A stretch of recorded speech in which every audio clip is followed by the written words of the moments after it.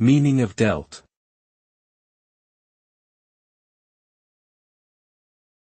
Dealt.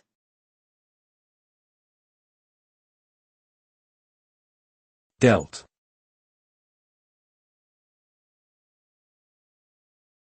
Dealt.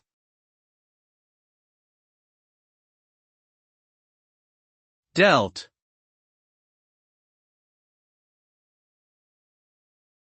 The word dealt is the past tense and past participle form of the verb deal. It has several meanings depending on the context in which it is used. Generally, it means to distribute, provide, or handle something, often in a fair or efficient manner. For example, a deck of cards can be dealt to players in a game, tasks can be dealt out among team members, or a difficult situation can be dealt with effectively. In essence, dealt signifies taking action to manage or distribute something in an appropriate manner.